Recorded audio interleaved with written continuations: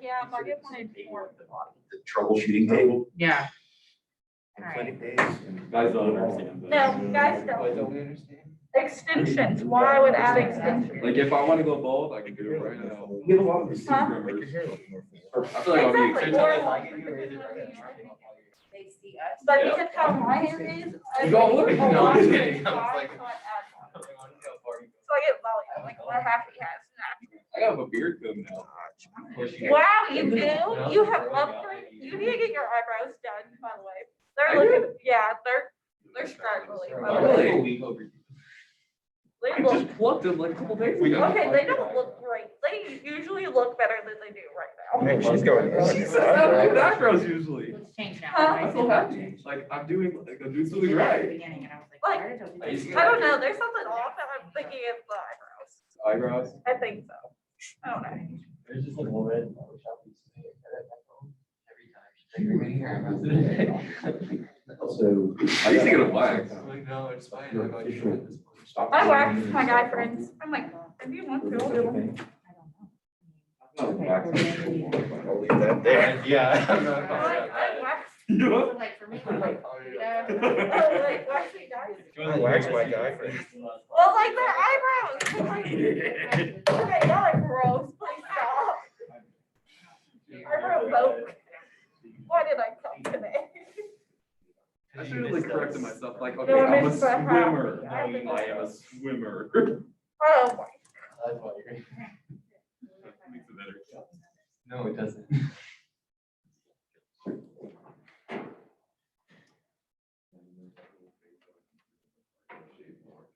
Y'all ought to thank him because he's here. Y'all don't have homework this week. Thank you for I coming. was thinking, oh, I need to text Tommy that. I'm cool that way. The next weekend is Easter and you're gonna have homework. Probably. So you have extra days, so that's nifty. Do we? We have extra days? It's my own jump drive, my very What own, is the date? 324. I'm so confused about this concept. Easter Sunday. All these are Like, man, like, I'm gonna no, text what that Tommy. mean? I have like 12. Yeah, Why? I continually have one. City, man. What? How is Easter dangerous? It's a holiday for the Lord. Yeah, bro, Halloween, you guys want meaning to Easter. How is Easter dangerous? I don't really care about Halloween. Oh, I care about Halloween because my birthday is the day before, so I celebrate Halloween. It's not Easter, like Halloween's more dangerous than Easter. How is Easter dangerous? You got a bunny. No, it's not that. It's fine. This holiday You still believe in the Easter Bunny? Are you kidding me, Chance? Kidding. I'm just keeping it real in case they want. I really hope you do believe so I could like ruin that for you. I'm just saying, maybe you knew this one. You are so dark. No. You are kind of dark. Oh. I'm just kidding, I'm like, how are you then? I don't see you all. Do not let Caitlin hear your kids. I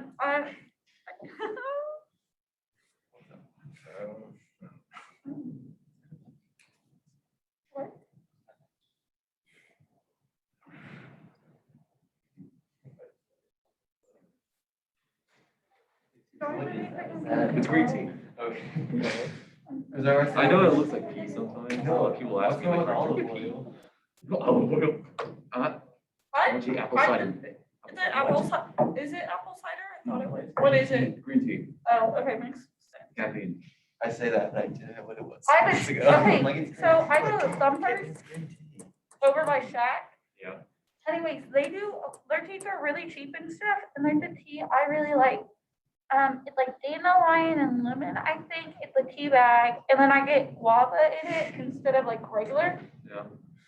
$2. Less than that for like a large.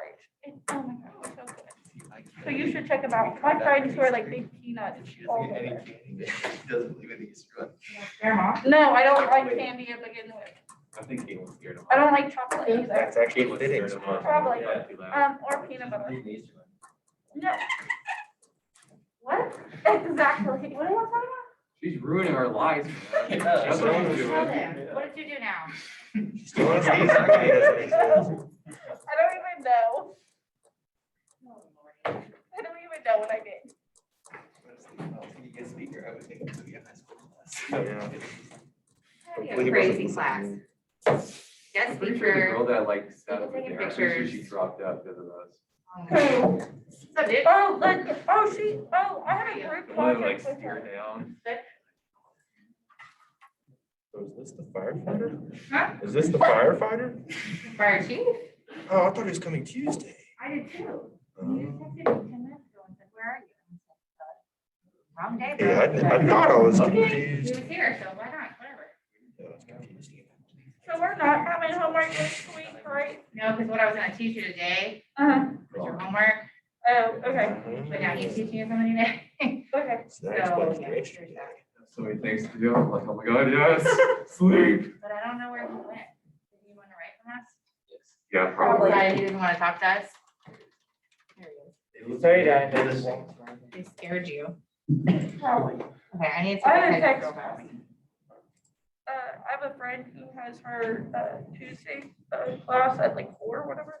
And Tommy asked me if we had. There are, but they knew the pictures were today, so they probably decided not to come. I can. We're the ones that matter. Maybe they just thought you were lucky during the day and they didn't. Maybe so. Careful. Alexis? What? He's like, we're the ones that matter. All right, Will. Calm down. I'm Maybe the he one says that something like that, we're gonna matters. call him All right, Mike. calm down. Are we calling you Mike? Maybe he says something like that, we're calling him by his Oh, real name. okay, somebody gets sick, we didn't know who was Do you not When like was your this assignment? right now? Like 5 seconds ago. You were late. We passed it. I tried so hard to get away from But that. do we need like second? Do we need a second on this movement or we just? I'm Okay, unanimous. we're all in Is it agreement. here? Yeah. Unanimous? Yeah, All right. when he says, You. They were, SFA was the only school I ever went to that thought they were serious. like how he about doesn't attendance. like any. It's like, okay, we'll well, make Don't her that's my come middle. to my class, you don't learn, so I don't care if you're here or not. But they make me care because of COVID. Because when Caitlin gives us all COVID, we have to tell everybody. You know, I haven't had COVID yet, Why are you yelling at me so right now? I'm not yelling. I think you're raising your voice. Why is I it don't so know, I'm cold? just a little like. What's so rude? Why are you We so will mad? fight. We will fight. Okay. The rest of this team. All yours. Where are you gonna be? Moving around? Okay, but I have to have the camera. Oh, well, I'm gonna be on this side because I'm gonna stay 6 feet away from people. Okay. That's probably good. All right, I'm eating or drinking right now. Oh, Yes, damn, you I are. have a wonder. all right. So I will tell you, I've had both of my COVID shots and I tested myself for COVID before I came over here. And I am still negative. So I'll stay way away from everybody, but you're not gonna be able to hear me effectively without a mask. Is anybody scared to death of me without a mask? No. Okay, I promise I'm pretty good at this. So my name's Keith and I work for the city of Nacogdoches. I've been here about 14 years. My daughter Peanut is a sophomore at Texas A&M in the May School of Business. So she's sitting through probably the same kind of classes you guys are sitting through, just a couple hours west of here. My wife Ashley's a flight attendant for Southwest Airlines, which is kind of one of the coolest companies in the history of America. And they do things very differently. So if you've never paid attention to them, going through your business career, spend a little bit of time on the culture at Southwest Airlines because it's really important to making you better people in the business world. And that ultimately, that should be all of our goal, right? Is to be good people and to produce a lot and to be able to give back to the world and make the world a better place. So hopefully that's your goal with business.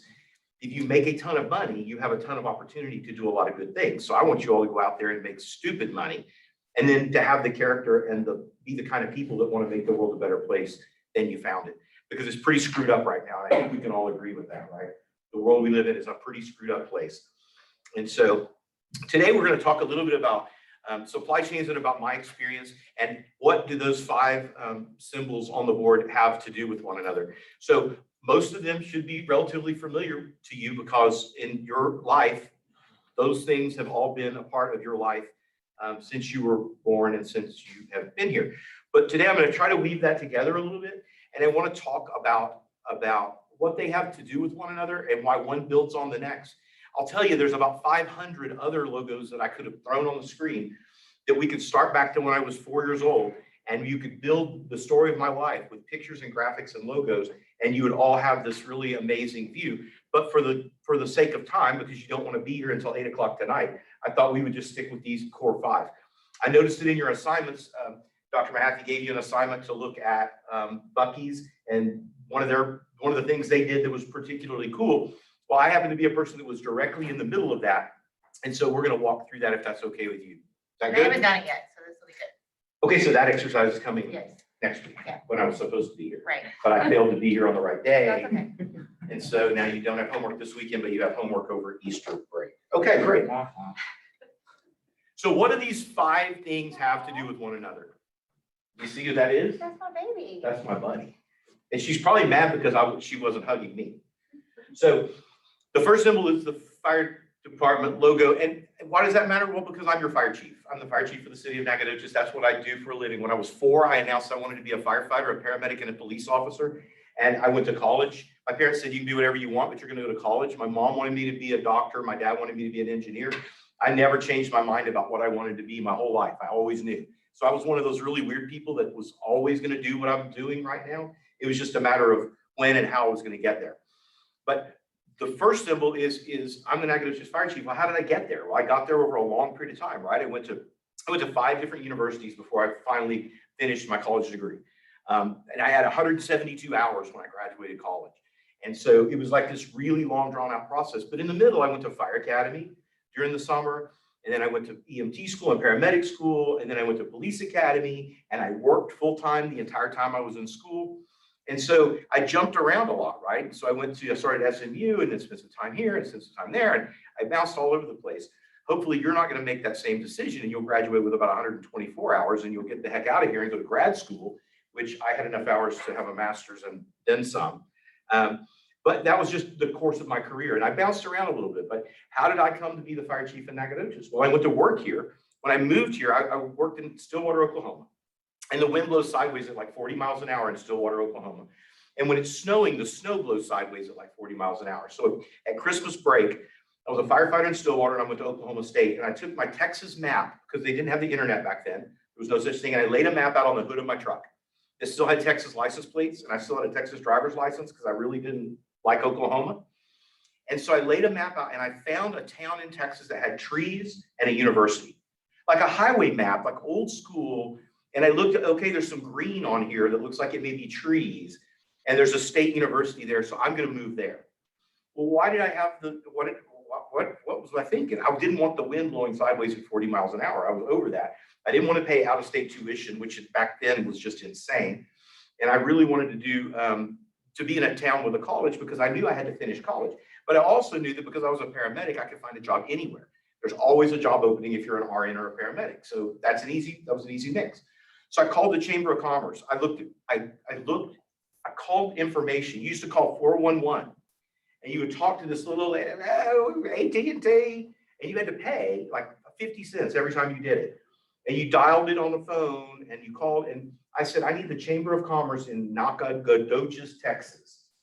Couldn't even spell it. I'm from Carrollton in North Dallas. I didn't know this town. I didn't know anything out here. I'm with the Newman Smith High School with 4,000 other kids. You know, I'm from the real world. And so this was different for me. And so I get the number of the Chamber of Commerce. I called and I said, hey, do you have any college students that work there? Well, we have an intern. So I talked to this sweet little girl who was probably my same age. And I said, hey, could you send me the information on 2 apartment complexes that you would actually live in? And she said, absolutely. So I moved into Cambridge Court at 5222 Northway, number 69. On a Saturday night at 10 o'clock, they left a key on top of the little light outside the apartment. And I drove to East Texas, and by the time I got to East Texas, it was already dark. And I'd never been here before. I couldn't even say the name of the town. And I drove in on a Saturday night, and it was dark in the dead of winter, right around Christmas time. And that was in 1989, before any of you were even imagined, right? And so how did I get here? It was kind of this long, drawn-out, crazy thing. Then I worked here from 89 until 2000. Well, in 1999, my wife, who went to SFA, who I met here, thank goodness, she was a school teacher. And she taught at the charter school at SFA. And she taught first grade. And she hated every single day that she was a school teacher. She hated it. I would get up at 5:30 in the morning excited. I get to go to the fire station today. And she would just get mad at me. And we were dating. And then we got married after about 4.5 years.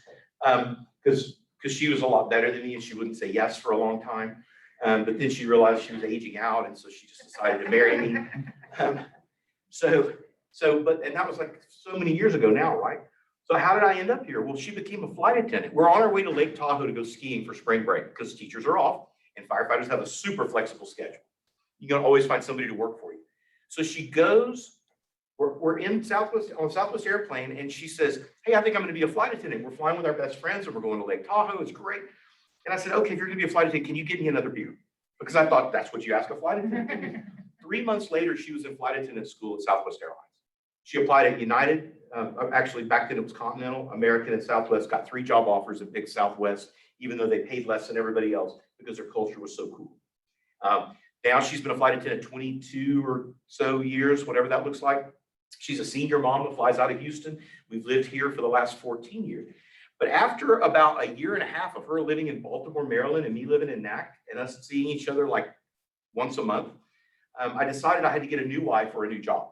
So I moved to the Houston area to a little town called Dickinson between League City and Galveston and worked down there as a boss. And then 6.5 years later, the city manager of Nacogdoches called me and said, hey, you don't know me and I don't know you, but I'd like you to send me your resume. We have a fire chief. The job of the fire chief is open. So I sent him a resume. Somehow he couldn't find anybody else to take the job. And I showed up here, and that was about 14.5 years ago. So my little girl went to kindergarten all the way through high school here in Nac, and then went to A&M because she wasn't going to stay at SFA because she lived here her whole life. So you can imagine if you've lived here your whole life, it's appealing to go somewhere different. And so the first symbol is how did I get where I am? And that's how I got where I am, okay? So how do all the balance of those tie in? Well, the next symbol is Hurricane Harvey. Are any of you from the Gulf Coast? Where are you from? I'm from Missouri County. I graduated from Angleton, but I live in North Sharon. Okay. So who else is from the Gulf Coast? Surely somebody else. I'm from like Houston, like not Gulf Coast. Did you get hammered in Houston with Hurricane Harvey? I was with my mom who lived downtown right off of Buffalo Bayou, and that was like big. She lived on the high side, and like all the other side was flooded. But I was with my sister in Kingwood, and like I went and drive down next to the highways, and like all the highways are just like rivers. It was insane. Yeah. So it was the first time, it was the worst possible scenario for the state of Texas, not the worst possible scenario for Houston, but the worst scenario for the state of Texas. So this hurricane came on shore way down south at like Rockport by Corpus Christi. And then it bounced around and it jacked around and it went all the way over to Louisiana and Mississippi, and it just made a horrible mess from the whole way. So it was all wind damage in South Texas, in the south part of Texas, and it was all water and flood damage, because what you may or may not know about hurricanes is there's a dirty side and a clean side. Well, this side is really, really bad windy, and this side is really, really bad wet. And so that's what happened, and it was really, really nasty. So at about 9:30 on a Saturday morning, I'm working from my kitchen table, deploying firefighters from around Texas to the Gulf Coast, when the State Operations Center called and said, hey, we really need you to go to College Station because this is worse than we ever imagined. So I loaded up my stuff, threw a bag together, and jumped in my truck and headed to College Station. Well, why did I go to College Station? Well, I'm the fire chief here, but I'm also in charge of the state fire mutual aid system. And so the whole state of Texas, I'm the coordinator of that. And we have fire chiefs around the state that help me, but we coordinate moving firefighters from here to West Texas during wildfires, or moving firefighters from Texas to California when they have bad fires. I spent 2 weeks in California last fall. So how did I get there? Well, because I'm the fire chief in NAC, I ended up being in charge of the state fire mutual aid system. And at about 9:30 in the morning, I got a call that I needed to go to College Station for a couple of weeks to run the state fire response. Well, why did they think they needed me? Well, this was just such a big hurricane, and everybody realized that it was going to take more than me sitting at my kitchen table on my Wi-Fi. And so what did it do? Well, it came in as a Category 3 storm, and it went up here, and then it got here, and it turned around, and it went back out to sea, and then it went all the way up there. So it had 120-mile-an-hour winds when it was right here, hammering Rockport and hammering Port Aransas. And then it did this dance, which was absolutely mortifyingly dreadful. So you have millions of trees that are down, and houses that are down, and buildings that are collapsed here. And then we come over to the east side and have the biggest flood that we could ever have. Now, why do you think that it matters what's going on with Hurricane Harvey? Why does this matter to you in the business world? What's going on in the places that this hurricane affected? So this is Friday, Saturday night, Sunday, Monday, Tuesday, Wednesday. So we have 5 days where this thing is just jacking around the state of Texas. What's happening when that happens? They're like buying everything. Everybody's going crazy, right? You remember toilet paper a year ago? Okay, so, go ahead. I was gonna say, like, I remember back in Harvey, one of the big things that went gone past is like water eventually. Absolutely. So the stores don't have water. The gas stations don't have gasoline because people see this thing coming and they all go out and fill up all their cars and their vehicles. Well, do you know what happens when all the gas stations run out of gas? Eventually the fire trucks run out of gas and the ambulances run out of gas and the police cars run out of gas. And what needs to never run out of gas? Those things, right?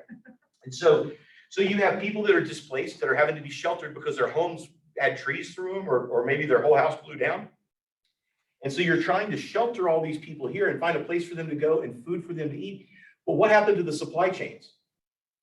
They're decimated, right? So this thing jumps up here towards San Antonio. Where's HEB headquartered? Well, all the grocery stores down here belong to HEB, almost all of them. So we've really disrupted HEB and their ability to serve the South Texas market. Well, then we jump over to Houston, which is heavily populated by HEB and Kroger and Albertsons, and we've completely disrupt that market. And so now where are the supplies coming from? Because we have more need for supplies than ever before. And where are they going to come from?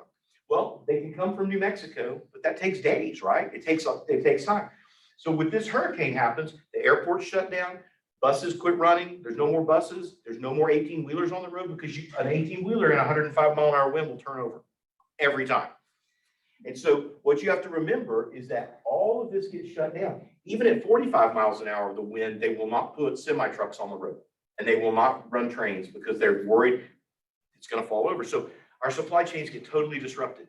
So in the middle of all this dreadful storm, so here I am, Saturday morning, the storm somewhere like this, and they said, hey, we think it's going to bounce back out and you need to go to College Station.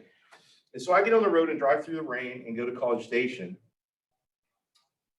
because I'm in charge of the state fire mutual aid system. Well, what does that mean? Well, it's 429 fire departments across Texas participate, 7,000 firefighters. Now, I have 60 full-time employees in the fire department in Nacogdoches, but there are 7,000 firefighters that are like reserve that work somewhere else, but can be called here.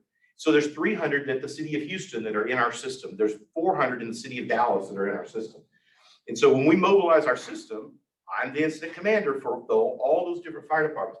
We have 4,600 wildland firefighters, like forest firefighters, that these are just normal firefighters, and there's 4,600 of them are actually forest firefighters, just like you would see in Arizona or New Mexico or Colorado or California.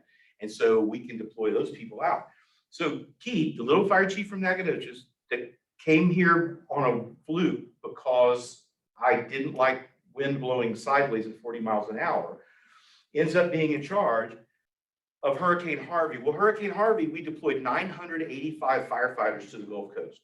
So I have 60 full-time employees. A normal day at Nacogdoches Fire, there are about 20 people at work. That's a normal day for me. I had 985 people working for me for 2 weeks. How did that happen? Kind of crazy. We had 296 trucks and boats that were working on the Gulf Coast. And what were they doing? They were rescuing people. They were protecting communities where the fire department blew away, literally blew away at Aransas Pass, at Port Aransas and Rockport. There was no more fire department. It was gone. All the volunteer firefighters lost their homes. And so we went and were the fire department there. We were in Port Arthur. Nacogdoches firefighters that were deployed to Port Arthur fought a shrimp boat fire. Like a big old shrimp boat, like a big one that was really on fire, and firefighters that work here every day put the fire out in the shrimp boat. Now, the world's kind of a crazy place. So you have this assignment to watch this video about what Buc-ee's did. So how does the Buc-ee's logo play in? Well, I'm in charge of 985 firefighters. Well, about 300 of them were in Katy when the floodwaters rose rapidly. And the only island they could find was a brand new Buc-ee's that had not opened yet.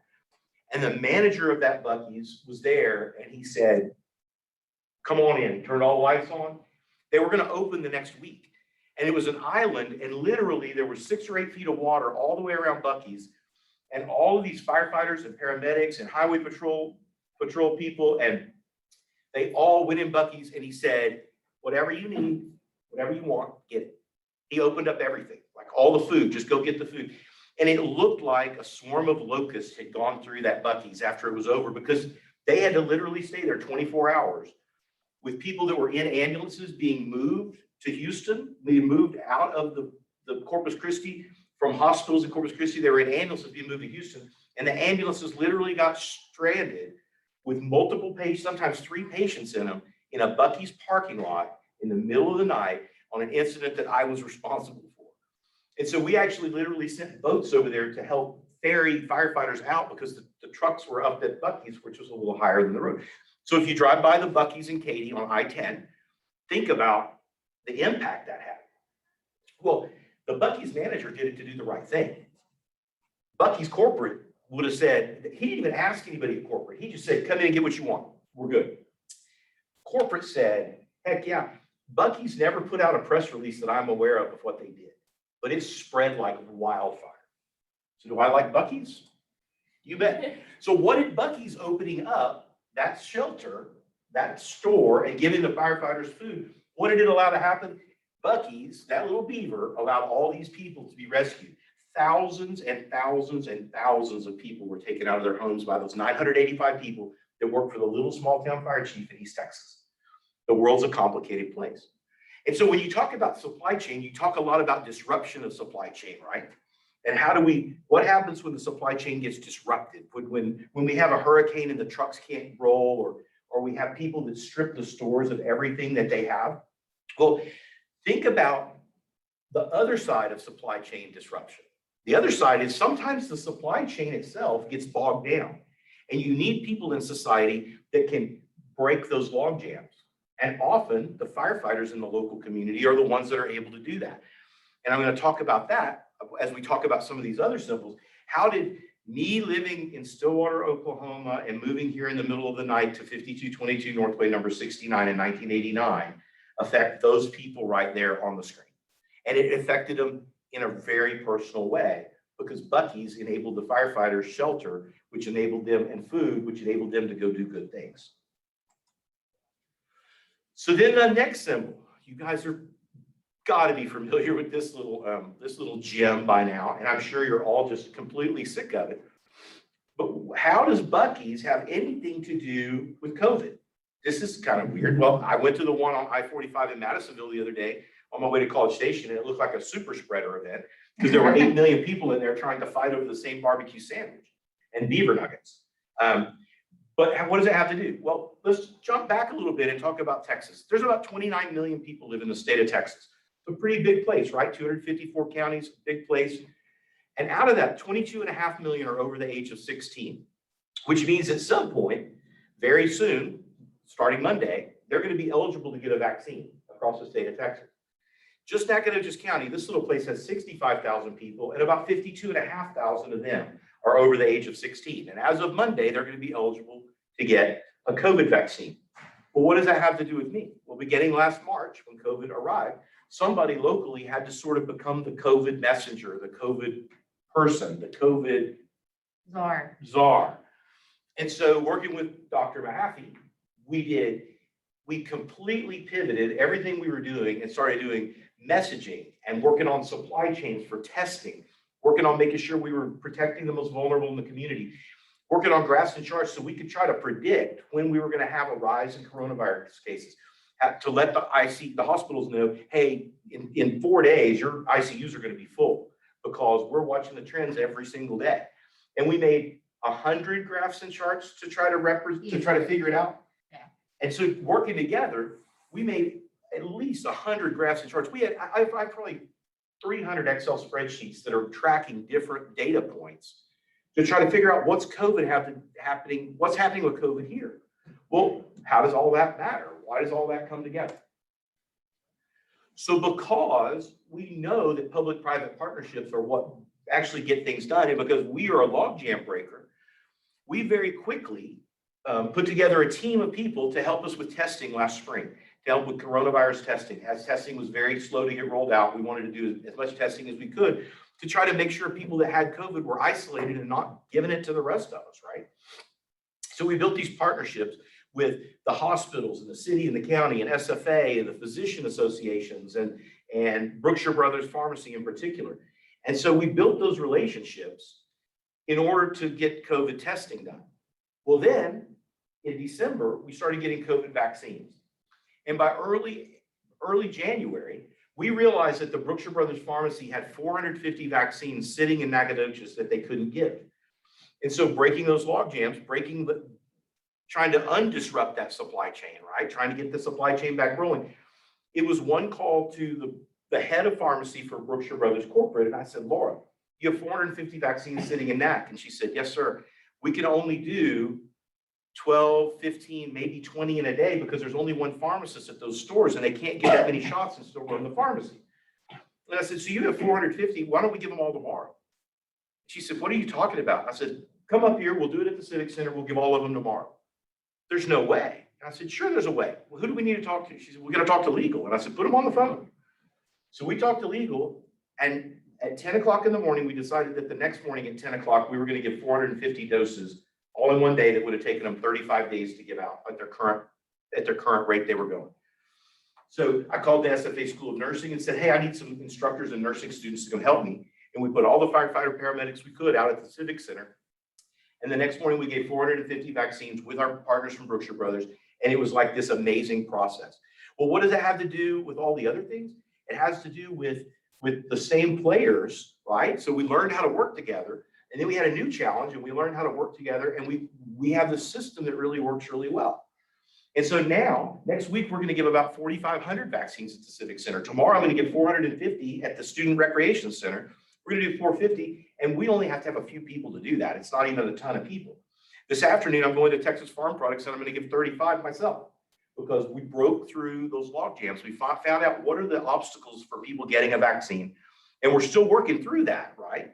But what's the most efficient way to do it? So how did we set up this vaccine thing? Well, the vaccines started coming in and they were mostly going to the 2 hospitals and the big pharmacy. So we worked with the Physician Association and said, hey, if we build a platform for your doctor offices to schedule patients to get the COVID vaccine, would they go find the most vulnerable, the sickest, oldest people and schedule them for a COVID vaccination?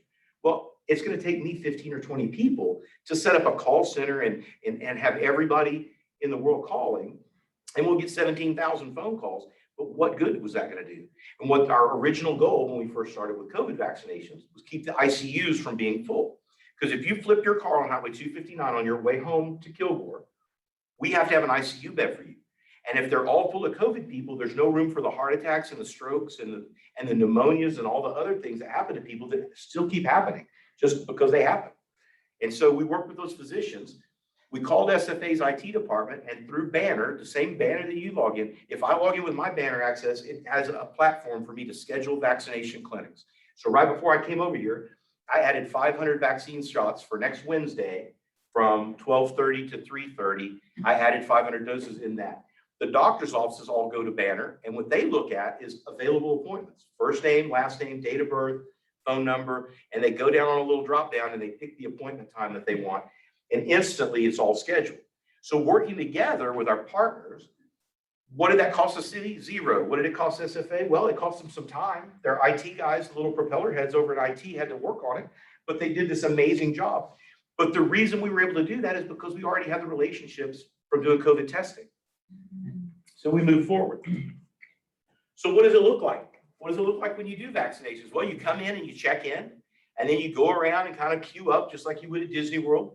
And then you go to a registration table where you fill out your little paperwork, and we have Spanish speaking people and little old ladies and retired nurses that help people with their paperwork. Because if you're 103, you're probably not good at filling out forms. And that's just how it is. And so we help them get their paperwork done. We check their paperwork, and then you go get a vaccine shot. And when you go to one of our vaccine clinics, it'll take you 21 minutes from the time you leave your car till the time you get back in your car to get a COVID vaccine. Why does that matter? Well, because I can do 200 people an hour. I can do 300 people an hour, and it's 21 minutes. Doesn't matter. 200 people, 300 people, 100 people, takes 21 minutes. My wife's aunt lives in Dallas. She lives in the city of Dallas, just north, kind of over by Highland Park. And she got an appointment for a vaccine. She's 84 years old and in terrible health, just a train wreck. She got an appointment for a COVID vaccine and went at 9:30 in the morning when she was supposed to be there, and it took her 5.5 hours and 3 restroom stops to get through the vaccine process. Had she come here, it would have taken her 21 minutes, literally. And so working together, we were able to do that. Well, how did we learn that? Well, I go through Chick-fil-A and I watch that place and dude, they move some people through there, right? So what does this look like? This looks like Chick-fil-A. You pull up under the tent, they take your order, they tell you to go on around, they take your money, you go on around, and if the food's not ready, they tell you to pull forward and they bring the food out, and then you're back out on North Street. It's just like that, right? So we modeled it after what we know works in the business world. And so it's public and private, right? And I didn't have to ask the Chick-fil-A guy how he did it because I've driven through the drive-through. And so I know how he did it. And so we just model our system after that. The first clinic we did, it took 55 minutes door to door. And then it went to 47 and then 43, and now it's 21 minutes. And so we figured out wherever the choke points are. So the biggest key, there's one person in charge. Every clinic day, there's one person that's in charge of the whole place. And there's one person that's in charge of clinical, of giving the vaccine, but one person where it says manager, that's the person that's the conductor of the whole orchestra.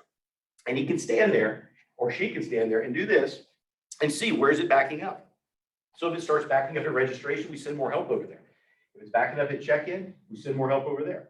And if it's backing up at vaccines, they go, Keith, come over here and give some shots.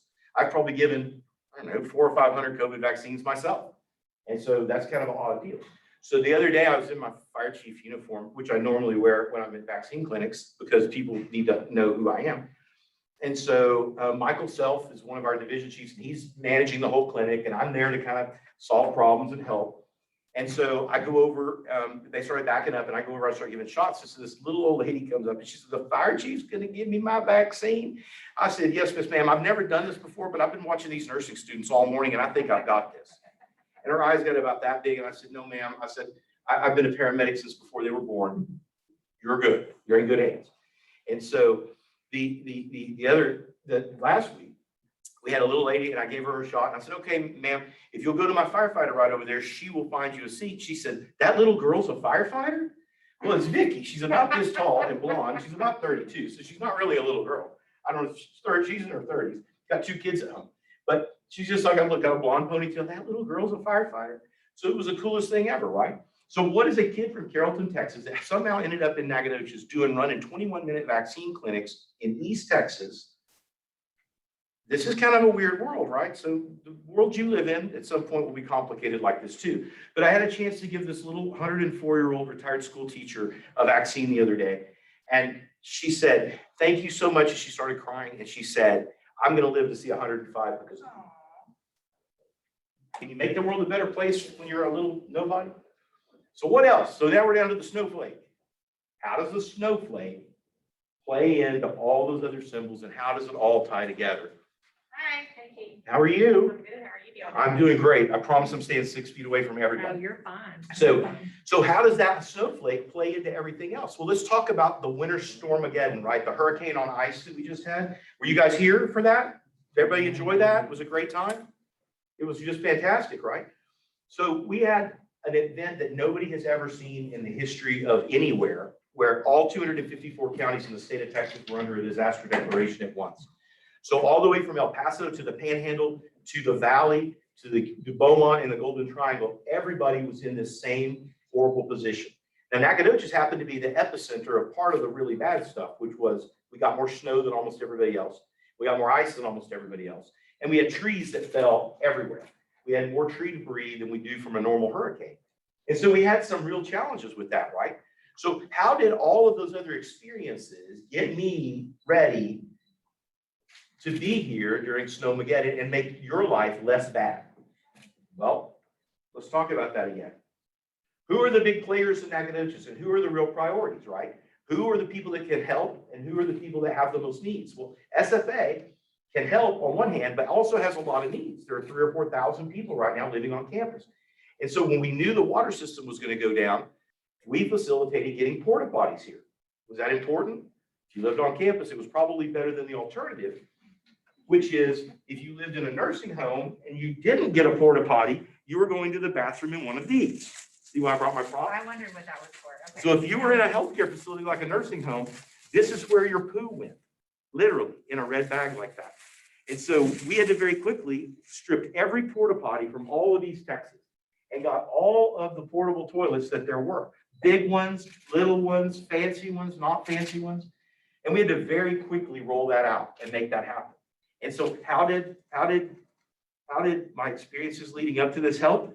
Well, because we've been working together hand in hand for a year with SFA, the IT department, the physical plant department, the safety department, the faculty and staff, and we were already doing vaccine clinics and we were all familiar with one another, that if I needed something from Dr. Leday at the health clinic, all I had to do was call her cell phone and say, Dr. Leday, I'm in a bind. I need you to call me in X to M&S Pharmacy.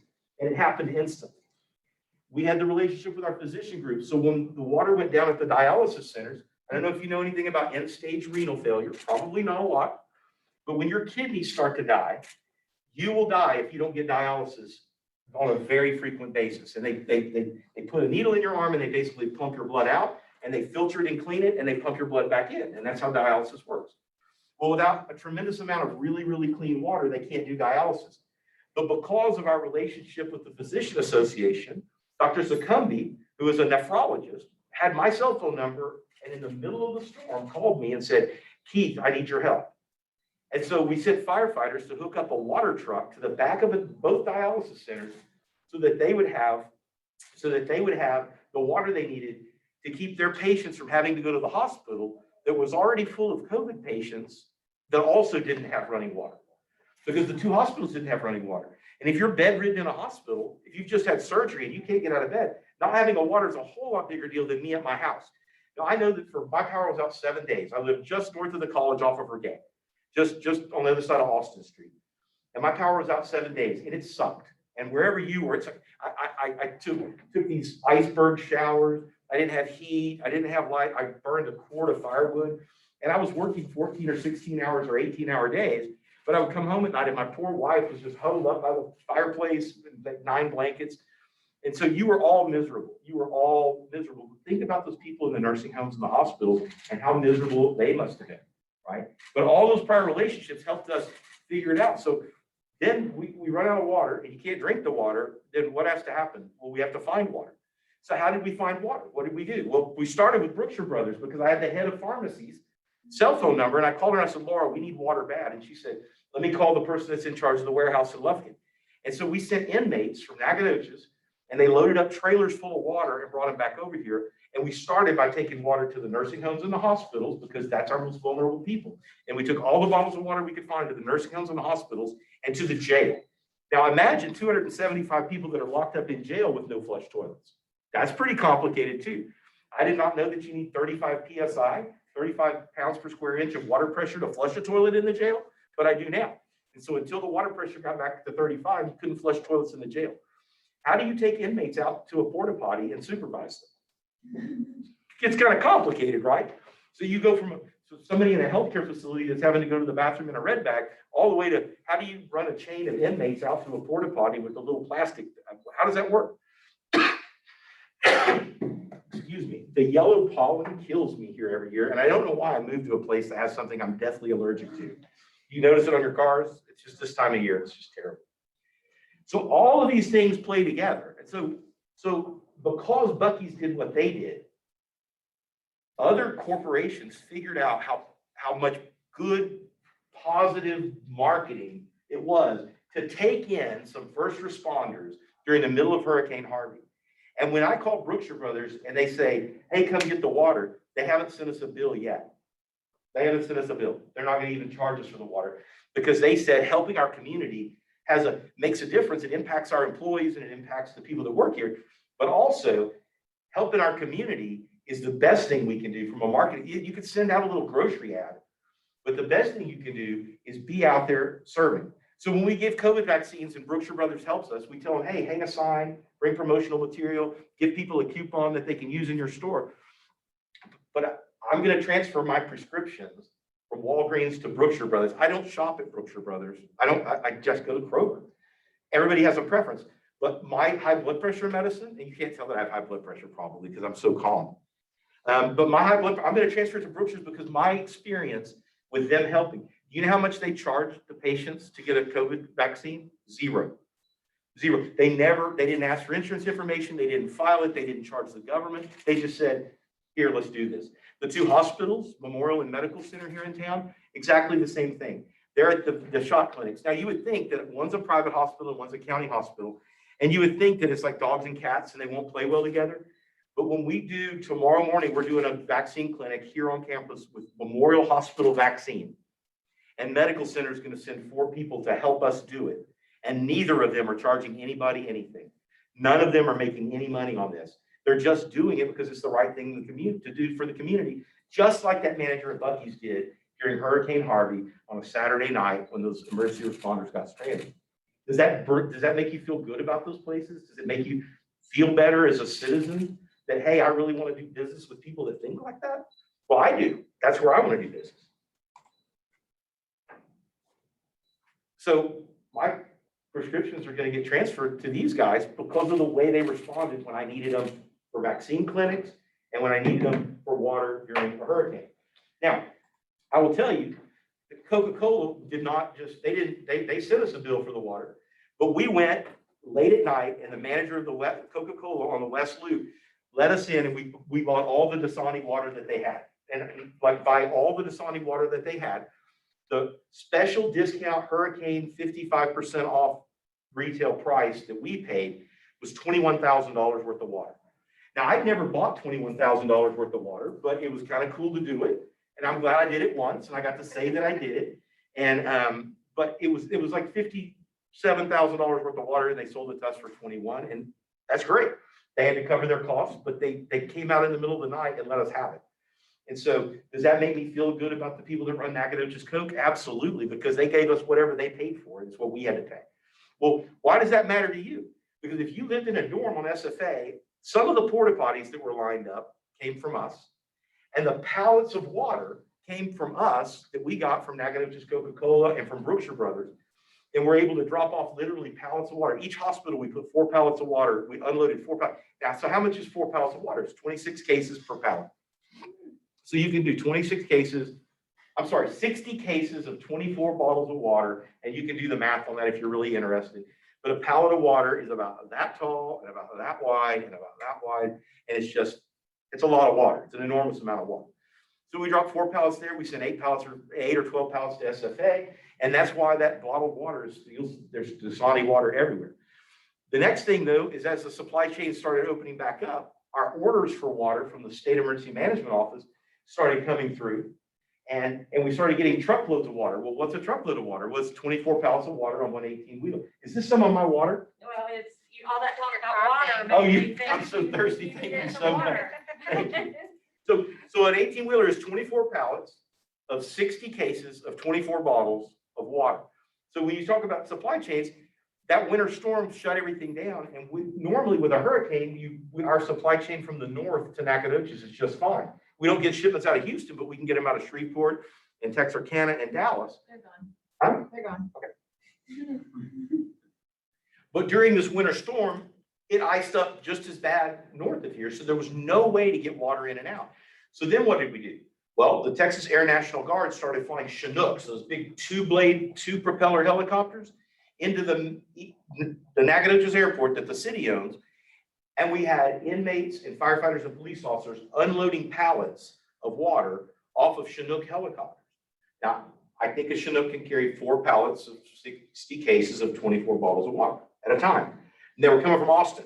And so they would take off in Austin and fly to Nac back and forth all night long with 2 Chinook helicopters, just because our water system went down and 65,000 people rely on our water system. So after that happened, then the trucks that we had ordered start showing up and we said, oh my gosh, what are we going to do?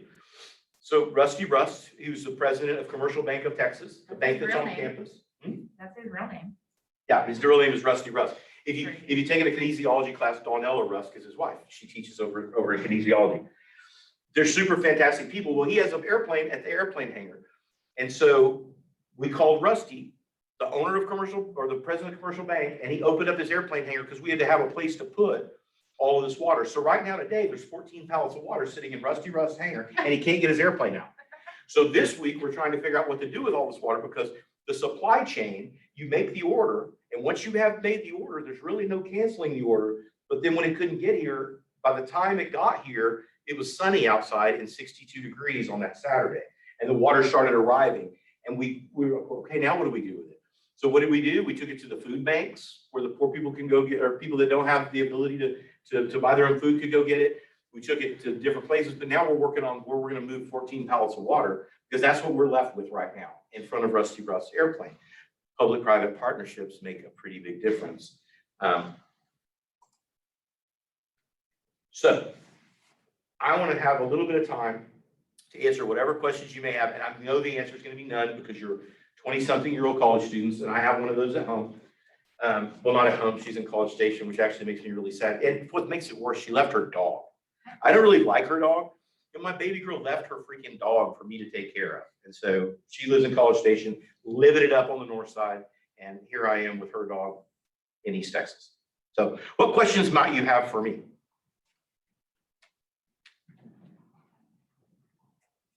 Crickets, really? Okay, so while you're formulating that, I'm going to tell you that the best job in the whole world is being a firefighter. The firefighters on shift, my folks that are working today in operations, they work 24 hours. So they come to work at 7 in the morning, they work till 7 o'clock the next morning, then they're off for 2 days before they come back. So they work 24 on and 48 off. They have this super flexible schedule. You could be a CPA and be a firefighter. You could be, which I know one that lives in Coppell, and he's a CPA and he's a firefighter for the city of Coppell. And then he has a tax practice on the side. And he likes to hunt and fish. And so he can do all the hunting and fishing he wants in the fall because that's not tax time. And then January 1, he flips into full-on accountant mode and makes 100 grand a year being an accountant part-time and still being a firefighter. So you can be anything. You can be an attorney, you can be a nurse, you can be a business person. I have lots of firefighters that make 6 figures on the side with lawn care companies, home building companies, and they own companies that do these things. And the fire department provides them really stable income, plus really incredibly good benefits that come with local government jobs. So there's lots of opportunities there. I know that when I was a firefighter on the truck, I always worked a side job. For 12 years, I worked at the Baylor College of Medicine in their environmental health and safety office.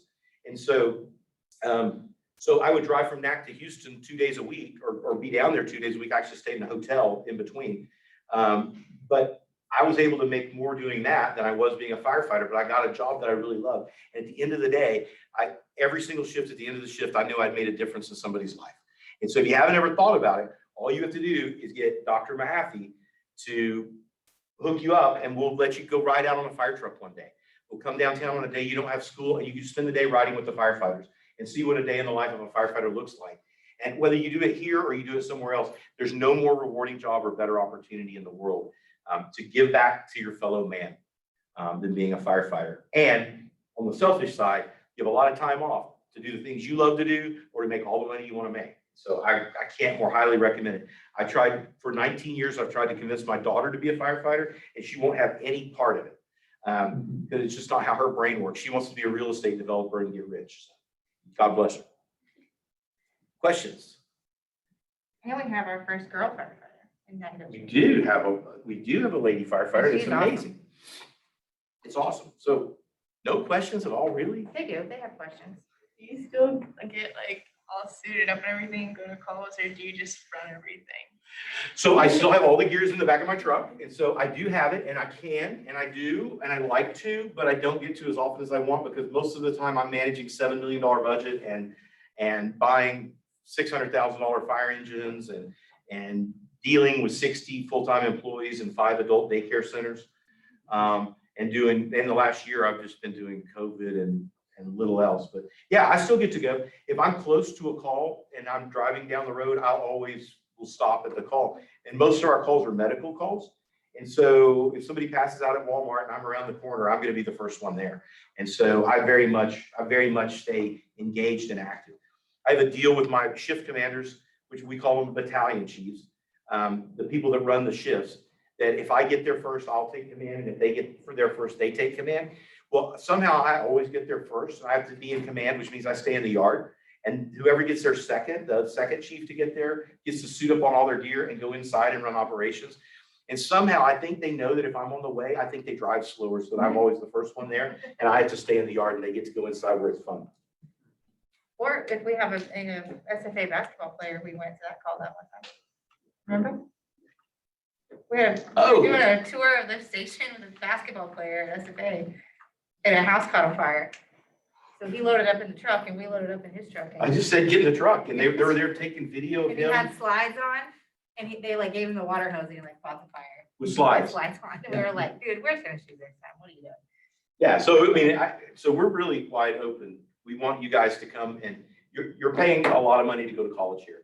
And you're leaving a few pennies here and there when you buy things in town to help support the fire department. And so it's important for me for me that you understand that we're here to serve you every day, but also that if you've never really been completely sure what you want to do, but you have some ambition and you think, man, that might be something for me. That might be something different. Then that's a really great opportunity. And while you're here, during the short time you're here in NAC, we'll help you explore those career options and those ideas. And we would love to do that. We'd love to be a part of that.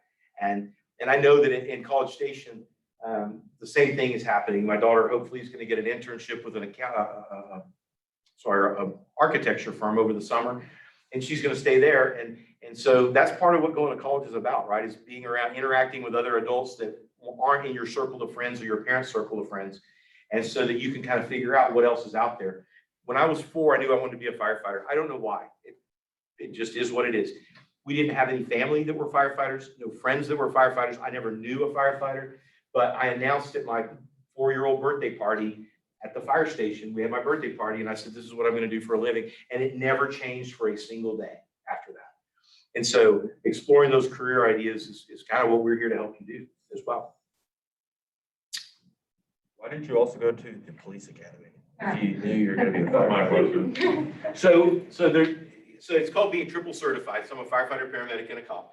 And in order to be an arson investigator, an explosion investigator, you go to police academy in order to be able to do that. So basically you're a firefighter and a police officer, and then you take a course in the middle for arson investigation. And I knew that I wanted to do that along the way because I'm very interested in that aspect. So along the way, I worked part-time as a police officer for the city of Garrison. I was a reserve deputy for the sheriff's office for a while, and I did drug interdiction on the highway. And so I enjoyed doing that. That was never what I wanted to do every day, is be a police officer. But I'm still a full-time peace officer, and I've got a pair of handcuffs somewhere. I just don't use them real often. But coming up along the way, I did fire and arson investigation is how I grew in my career. So I rode the fire truck and I did operations, and I rode the ambulance and did operations. But ultimately, as I rose through the ranks, I went the arson route. And I can still do that. I'm still pretty good at figuring out what made things catch on fire. So. Nothing else, really? Well, I think it's cool you came today because a fire truck was sent to my sorority house today. We went this morning to a fire alarm. Yeah, we don't know what set it off. No one's come forward to say that they did anything. So I wasn't there. I was in class this morning, but I think it's funny that you came to talk today when a fire truck came to our But sorority I probably house. should have brought some COVID vaccines and just given them out like as handouts or something today. More prices. You guys that want it, you're going to be eligible beginning Monday to get it. And SFA, in fact, if they haven't already sent it out, they have about They sent it yesterday. 700, maybe they have 700 slots that are going to be at the Civic Center on Wednesday, I think, that are allocated to SFA. So we're trying to make sure we don't leave you guys behind as we roll this out in the community. We want to make sure that SFA is a part of that, because getting back to normal life, the vaccine is going to let us get back to normal life, I think. And so I took both of mine. I did not grow a tail. Nothing crazy happened. And so I've heard lots of people thinking that it was going to be really dreadful, but it really is. It really has been fine. And I took mine in December and then at the end of January. So I'm like 2 months, 3 months out, and it's been fine. So. Did you give me mine in the right spot? It hurt. So I actually gave Amy hers. So that's kind of fun. I heard that people get, it's called the COVID rash, and it means it's working. So a few people get it. Yeah, they said it hurts when you touch it, but they're like, it's Yep. fine. Like it hurt for Sure. a couple hours after, and then I was fine. Never felt bad, nothing. So after my second shot, I felt bad for about 8 hours the next day. I kind of felt cruddy. It's the second shot that you'll feel cruddy on. If you haven't already had COVID, then you'll get an immune response. But that tells you it's working, and that tells you that you're protected, and that's what we want. So. I've definitely heard the biggest things like people who have gotten the reactions, especially feel like really bad sore pain the next day. But it really wasn't. It wasn't like so bad. What I would do it again. Yeah. If they told me go take another one today, I would go take another one today. I wouldn't even hesitate.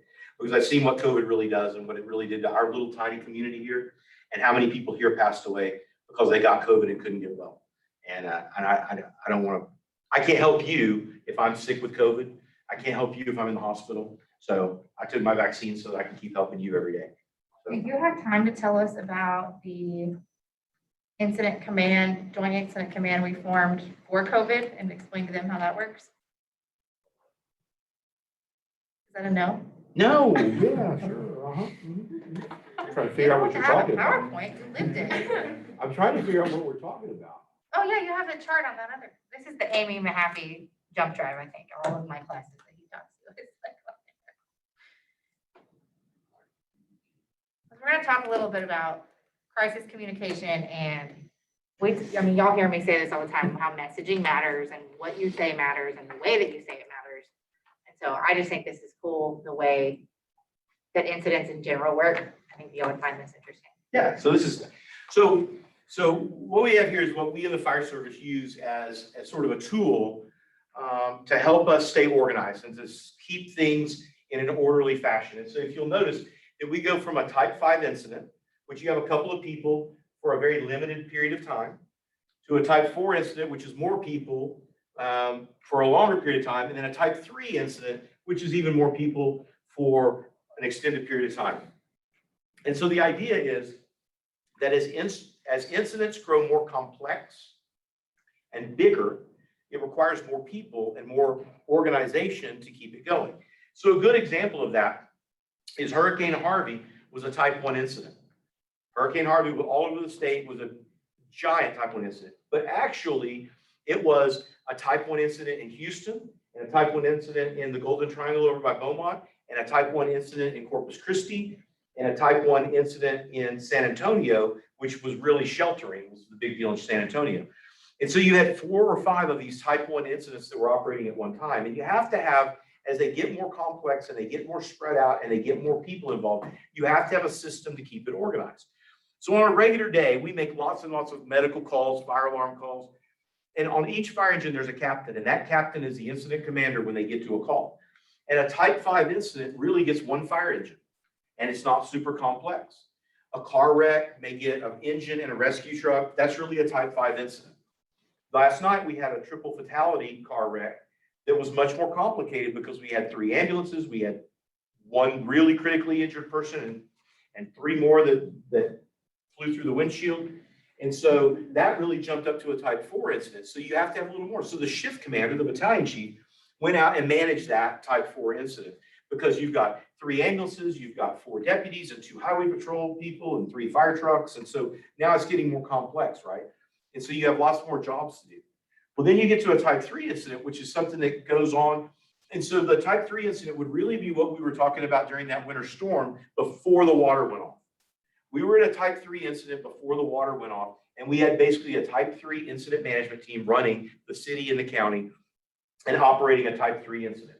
There was a type 3 incident in the city and county, and there was basically one on the SFA campus that was being managed by the emergency management team here, which is out of UPD. And so we had 2 type 3 incidents running basically at the same time. When the water went off, we went to a type 2 incident. It became immensely more complicated because all of a sudden we were worried about making sure the people in nursing homes could stay warm because they didn't have electricity. It shifted to us making sure that they could be fed and they could drink. How do you do surgery in a hospital if you don't have water for the doctor to wash his hands? How do you do that? And things that we had never thought about because both hospitals got affected. So in the past, we've had water out at one of the hospitals because there's a big water line break in one hospital or the other. And so part of that is we move patients back and forth between the hospitals. The power was out everywhere. The water was out everywhere. How do you manage that? How do you handle it? You know, we had the University Drive Chevron, which is over by Baby Walmart. There were cones and barricades all the way around it for about 2 days. And there was a police officer sitting in the parking lot. You know why that was? That was the only place that we could get fuel for fire trucks and ambulances and police cars. And so the owner of Morgan Oil Company, who owns University Chevron, when their tank got down to 1,000 gallons, they put cones and barricades out and we put a police officer there so you couldn't get gas there. Because if you took all the gas, we weren't going to have the ability to come put your fire out. And so that was a bad idea. And so we had used all of our fuel. We used all of the NISD, the school district's fuel that they use for buses. And we have big fuel tanks ourselves, but we'd use the cities, the counties, and the school districts. And that was sort of the last resort. They sent a fuel truck over there, filled it up for us, and then blocked it off. So that was a big incident. And when that went off, so what does that look like? What does that look like? As the incidents expand, you need more and more people. So I said that captain on a fire truck at a car wreck is the incident commander. Well, that incident commander may do every job that there is in this whole chart. And some of this you don't need on a type 5 incident. So you need an incident commander, you need a public information officer, because if the news media shows up, who's going to talk to the media? Well, on a type 5 incident, that captain on a fire truck can be the person to talk to. Who's the liaison officer? That's the person that coordinates with other entities. Well, the incident commander might be that person as well. Safety officer. The incident commander could be the safety officer or could assign safety to somebody else, because making sure that I don't cut my leg off is important, because I can't come help you if I cut my leg off, and I can't cut you out of the car if I crush my hand. And so you need somebody focusing on safety. And then we have these other sections down here. And so we just talked about operations. Well, what does operations look like? Well, in this particular chart, it's branches, including air op, and then divisions and groups, and then strike teams, which is a group of equipment that matches. Task forces, which is a group of equipment that doesn't match. So a task force might be like 3 fire engines and 2 dozers for a wildfire. And then single resources, which are individual resources that are out there, like a fire engine that's just sitting on a house. And so operations may be all kinds of things. Well, when you start talking about that hurricane on ice, the operations section was divided up into these branches that were nursing home branch. So there were people that were only focused on serving the 6 nursing homes in Nacogdoches and making sure that they could survive the storm. There was a hospital branch. There were people dedicated to the 2 hospitals. There was, I'm trying to think about all the branches, but we have built out branches across here with different groups under them. And that group is how we manage that. And as the incident got bigger, we added branches and we added divisions and groups below those branches to make sure that one person wasn't trying to remember that there's a Chinook coming in at 10 o'clock at night delivering water. There's a plan section. And the plan section develops the plan for the next operational period. Well, we were going for 13 days. The hurricane on ice here lasted about 13 days. For us. Now, it lasted about 4 or 5 days for you, but it lasted 13 for us. And so our plan section, we started up planning on Friday before the bad weather came in on Sunday night. And so they deal with tracking resources, keeping up with the situation, making sure we've documented everything. Then there's a logistics section. Logistics is how do you get the things you need? So logistics, we had a logistics section chief and we had a support branch. So under that logistics, we had a fuel branch, and we had a water branch, and we had a everything else branch, right? And then we had a food unit leader, which is the best job ever, because you're the person that gets to order food, so you get what you want. You don't have to eat what other people have. So the food unit leader, so what happens? So I'm serving as incident commander for part of that, right? And so I get a call from the manager of nukes who says, hey, I have 60 pounds of grilled chicken. Can you come get it? I said, no, but I can hand my phone to the food unit leader and they're going to help you, because I don't try not to get in the middle of all that. And so Nukes donated 60 pounds of grilled chicken. The Hotel Fredonia called and said, hey, we got 100 pounds of hamburger meat. Can you come get it? Well, this was the good stuff from the Republic hamburger meat. And so You took that So call. McLaren, yeah. So John McLaren called and said, hey, I got this from the Hotel Fredonia. So we went over and got it. Well, what were we doing with that? We were feeding the firefighters and the police officers and the street workers and the water utilities people that were trying to get the water back on. And we were feeding those people, right? And but we had in logistics, just they managed the water supply getting in and out. They figured out very quickly that they needed to go buy some way to cook all this hamburger meat. And so they went and bought a pellet grill and some kind of big flat top griddle at Lowe's. And I didn't have to think about that. I just knew that at noon somebody had food ready, and I didn't have to focus on that. So I could focus on the big picture. And then the finance and administration section, somebody's got to keep up with the time and money you're spending. We spent a lot of money in a very short, I bought $21,000 worth of water, guys. Think about what that looks like. That's a lot of water. And so somebody's got to keep up with all that. So as the incidents get more complex and bigger, then you add more and more layers and it stays very organized.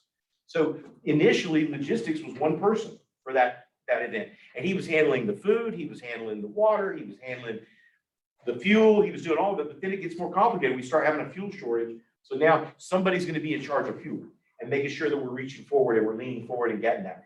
Now we need somebody to take over food because this has got more complicated. And so it just went on and on. We were finding blankets and heaters and generators and unbelievable the pieces that we found. And red bags, so that people in a healthcare setting that didn't have water, 35 pounds per square inch of water to flush commercial toilet could have a place to go to the bathroom. And that's how all of this rotates back all the way to the very beginning when we started talking about the fire department and Buc-ee's and Hurricane Harvey and the winter storm and COVID. It all blends together now.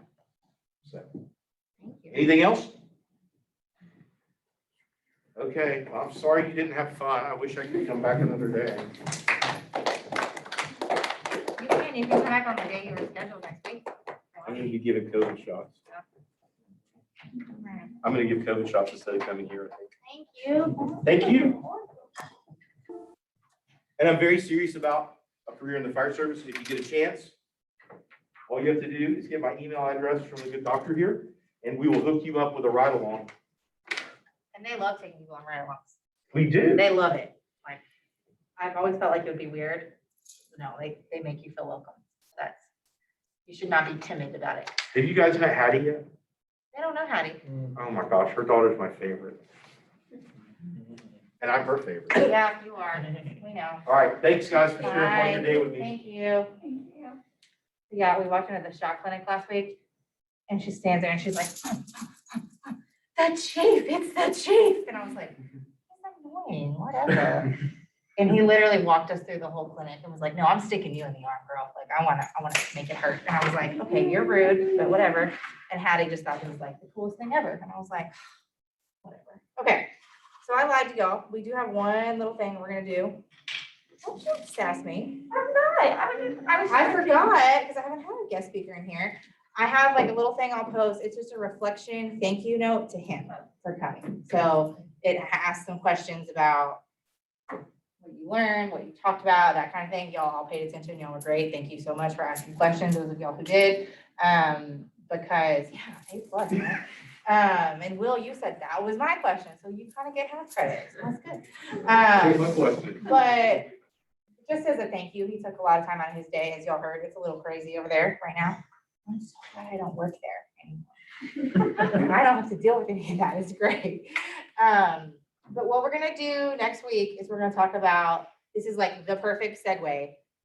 So yes, he touched on supply chains and that's part of this, but there's something called non-government organizations. You'll hear it, NGOs. Y'all have heard them in your other classes. And so we're gonna watch next week a video about that and we'll talk about nonprofits. And so this is a really good way to kind of get y'all thinking about that. So like the United Way and stuff, like Yeah. talking about that. I have Gary Gary- Lee. I Okay. have him as my professor. Yeah, so you know. Yeah. You have all the crazy teachers. I start my 8 a.m. with Gary Lee. Yeah, that's a lot. I have It a is. I'm his favorite. You what? I had a math in Yeah, I have that. I have him at 8 o'clock in the morning and he loves me. And Probably always fun. I've heard, he talks, He's the faking. amount of alcohol he talks about, I'm really surprised he's not and how peppy he is. He's fun to hang out with though, I'll say that. Okay, so what y'all think of the chief? Interesting, good? Okay, good. Saw something different. He forgot his bag. Who gets the bag? Who's taking the bag? I'm not taking it. That's all you, man. You made the comment about You're the it. one noticing it. Yeah. Staring at I did room decoration. Okay, so do what? So we will tackle chapter 12 next week and keep plugging away. How about that? We're pretty close to our syllabus, so we're right on track. I think what I'm gonna do is give y'all almost a major quiz that can test y'all over less chapters, because we've got one behind from last time. It'll be worth a few, like, less points in a test, so that y'all aren't cramming a bunch of chapters into one exam, because I don't think that's real conducive to your long-term learning. But I'll get y'all a date for that whenever I feel like we've kind of reached a good number of chapters.